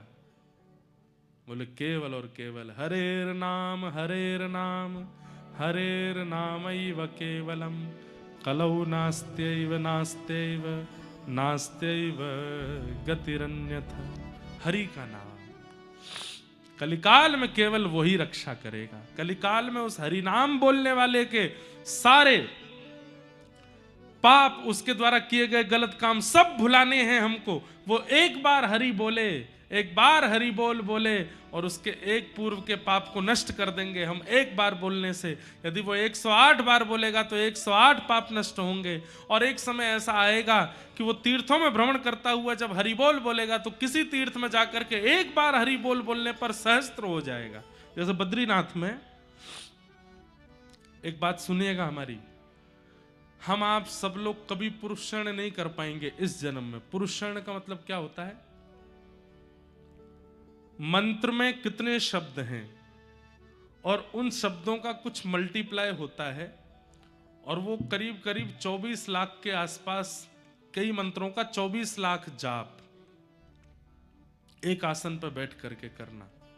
मतलब कुछ अवधि में 7 दिन में, 11 दिन में 24 लाख जाप शुद्ध अवस्था में करने हैं, उसको पुरुषण कहते हैं। पुरुषण करने पर भगवत दर्शन होगा, ये निश्चित है।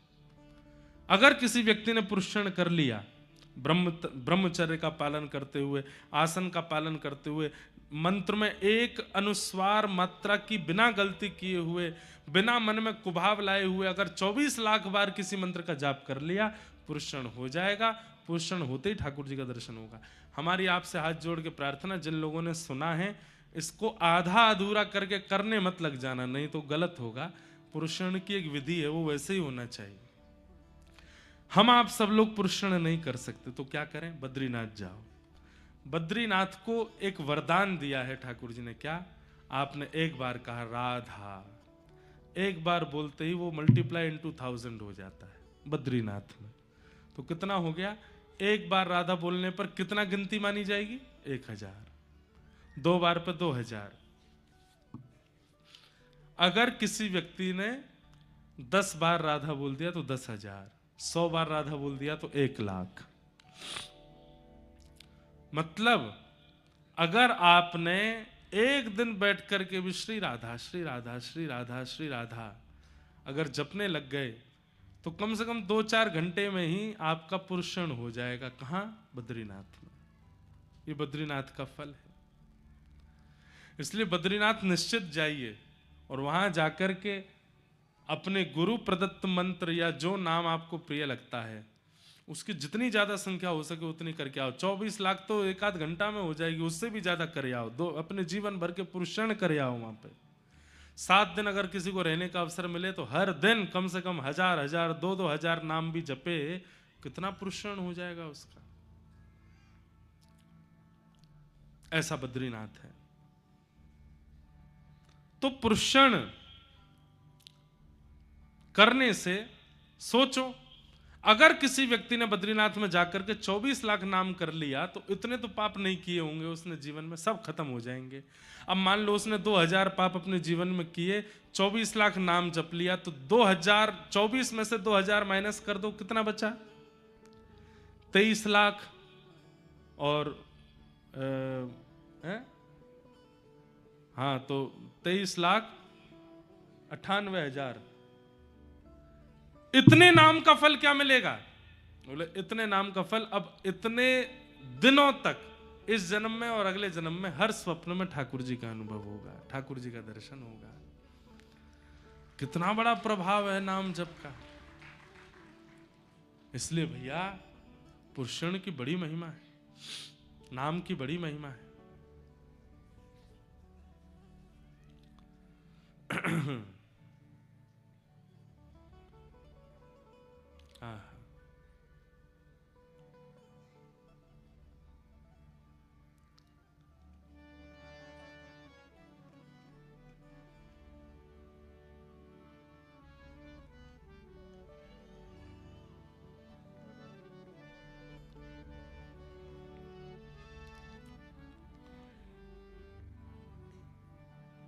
भजले हरि का नाम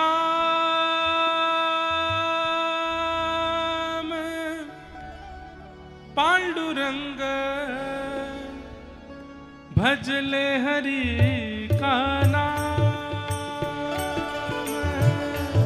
हरि का नाम पांडुरंग, भजले हरि का नाम। करताल बजा के गाओ सब लोग। भजले हरि का नाम पांडुरंग, भजले हरि का नाम, भजले हरि का नाम पांडुरंग, भजले हरि का नाम। पांडुरंग विठ्ठल नाथ, पांडुरंग विठ्ठल नाथ, पांडुरंग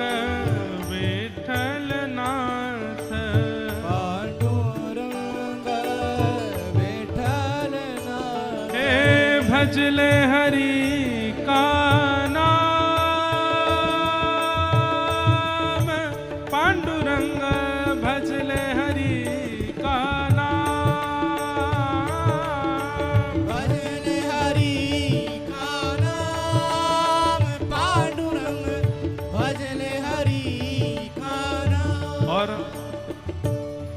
मुझे याद है कि हमारे सागर में श्री विठ्ठल भगवान का भी सुंदर मंदिर है। और पिछली बार जब हम गए थे, गंगा आरती यहाँ होती है, अभी भी होती है रोज। इस बार भी जाएंगे दर्शन करने। वहाँ श्री पंडरीनाथ श्री विठ्ठल भगवान विराजमान है। कितना सुंदर दिव्य दर्शन होता है वहाँ पर। विठ्ठल विठ्ठल जय हरि विठ्ठल, विठ्ठल विठ्ठल जय हरि विठ्ठल, श्री विठ्ठल विठ्ठल जय हरि विठ्ठल, श्री विठ्ठल विठ्ठल जय हरि विठ्ठल, श्री विठ्ठल विठ्ठल जय हरि विठ्ठल, श्री विठ्ठल विठ्ठल जय हरि विठ्ठल, श्री विठ्ठल विठ्ठल श्री विठ्ठल विठ्ठल जय हरि विठ्ठल, हे श्री विठ्ठल विठ्ठल जय हरि विठ्ठल, श्री विठ्ठल विठ्ठल जय हरि विठ्ठल, श्री विठ्ठल विठ्ठल जय हरि विठ्ठल, श्री विठ्ठल विठ्ठल जय हरि विठ्ठल। राम वही श्याम वही, राम वही श्याम वही, कृष्ण वही बलराम वही, कृष्ण वही बलराम वही, सब में समाई जिसकी छाया, सब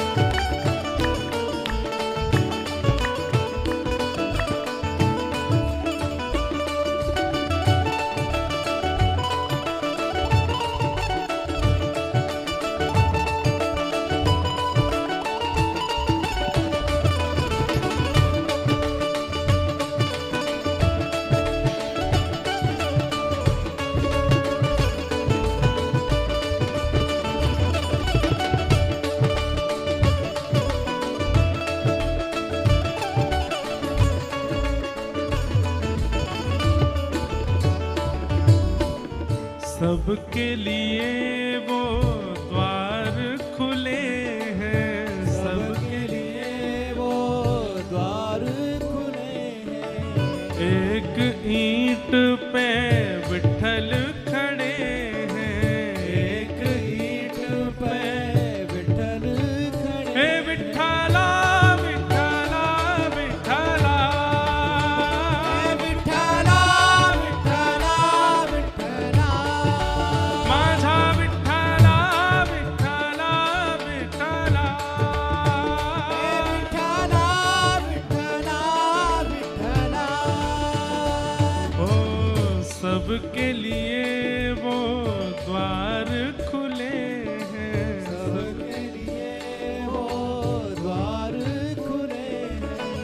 एक ईंट पे विठल खड़े हैं, एक ईंट पे विठल खड़े हैं। सब में समाई जिसकी छाया, सब में समाई जिसकी छाया, जिसका भेद वेद ना पाया, जिसका भेद वेद ना पाया। हे वो है शक्ति महान, पांडुरंग भजले हरि का नाम। वो है शक्ति महान, पांडुरंग भजले हरि का हे नाम। भजले हरि का नाम, पांडुरंग भजले हरि का नाम। भजले हरि का नाम, पांडुरंग भजले हरि का नाम। हे विठ्ठल विठ्ठल जय हरि विठ्ठल, विठ्ठल विठ्ठल जय हरि विठ्ठल। श्री विठ्ठल विठ्ठल जय हरि विठ्ठल, विठ्ठल विठ्ठल जय हरि विठ्ठल। हे विठ्ठल विठ्ठल जय हरि विठ्ठल, हे विठ्ठल विठ्ठल जय हरि विठ्ठल। श्री विठ्ठल विठ्ठल जय हरि विठ्ठल, विठ्ठल विठ्ठल जय हरि विठ्ठल। विठ्ठल विठ्ठल आइए, विठ्ठल विठ्ठल विठ्ठल विठ्ठल, हे माझा विठ्ठल,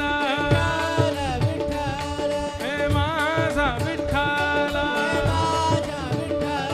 विठ्ठल विठ्ठल विठ्ठल विठ्ठल,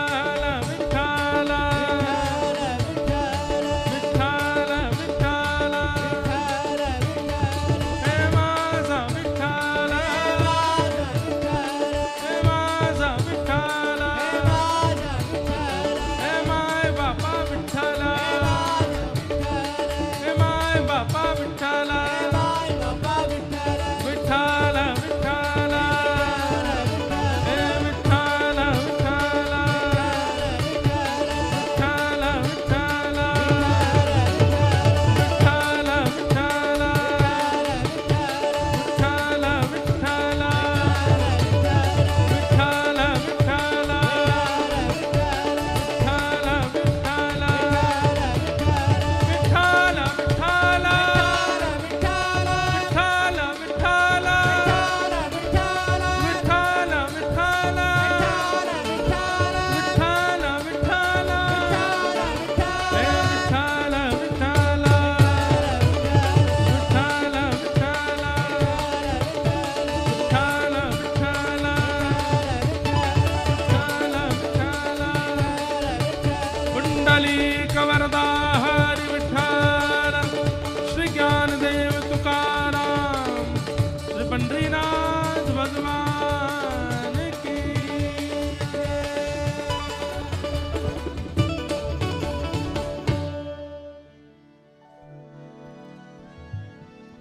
नाम स्मरण में इतनी क्षमता है।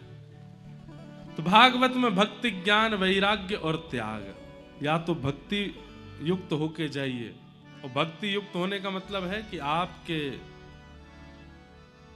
उपस्थिति मात्र से वो क्षेत्र आनंदित हो जाए, समझो भक्ति है। ज्ञान, ज्ञान का मतलब बहुत नॉलेज होना नहीं, ज्ञान का मतलब सही निर्णय लेने वाला ज्ञानी कहलाता है। जानकार तो रावण भी बहुत बड़ा था, पर निर्णय लेना नहीं जानता था। आजकल भी लोग जानकार बहुत होते हैं, पर निर्णयात्मक बुद्धि नहीं होती उनके पास, क्या निर्णय कब कैसे लेना चाहिए। ज्ञान, भक्ति, ज्ञान, भाग, और फिर आया व, यानी कि वैराग्य। वैराग्य का मतलब क्या है? वैराग्य का मतलब सबके बीच रहते हुए भी किसी में मोह न करना, ये वैराग्य है। किसी के प्रति आसक्त ना होना, चाहे वो वस्तु हो, व्यक्ति हो, व्यंजन हो, मिल जाए तो अच्छा, ना मिले तो कोई दिक्कत नहीं, ऐसा वैराग्य। और अंत में है त्याग, हरि विमुखों का त्याग। जो हरि के नहीं है वो हमारे नहीं है, उनका त्याग। चाहे वो व्यक्ति है, वस्तु है, व्यंजन है, जो हरि को अर्पित नहीं हो सकता वो हमारा भी नहीं हो सकता। भागवत, भक्ति, ज्ञान, वैराग्य और त्याग। नारद जी महाराज ने भक्ति, ज्ञान, वैराग्य की पुष्टता के लिए भागवत की कथा को गंगा जी के तट पर जाकर के सनक सनंदन सनातन सनत कुमारों से संपादित करवाया। तत्पश्चात भक्ति, ज्ञान, वैराग्य तीनों युवा हो गए, और भागवत जी से यह पुष्ट हुआ कि भागवत की कथा ज्ञान, वैराग्य और भक्ति को चित्त में पुष्ट करती है। ज्ञान आज भी है, वैराग्य है, भक्ति भी है, पर पुष्ट नहीं है चित्त में, उनको पुष्ट करती है भागवत की कथा।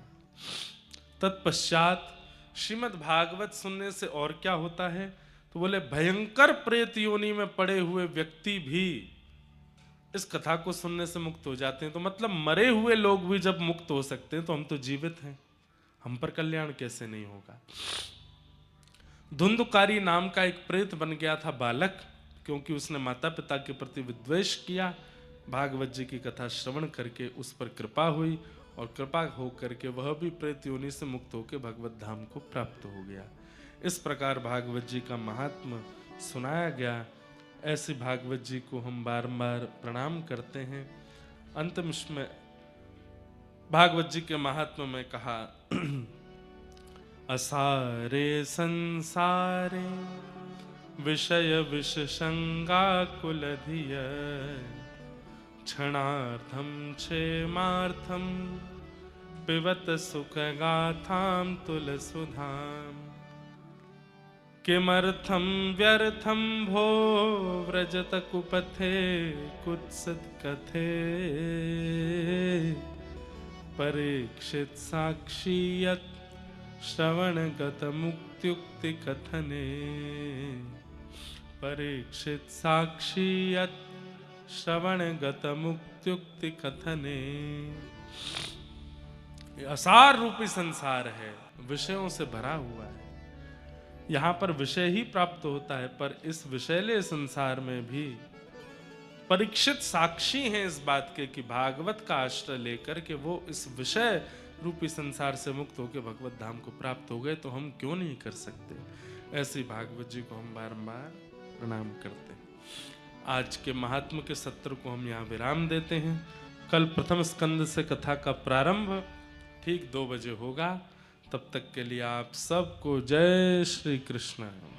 श्री कृष्ण। नेक और जोरते बोलो,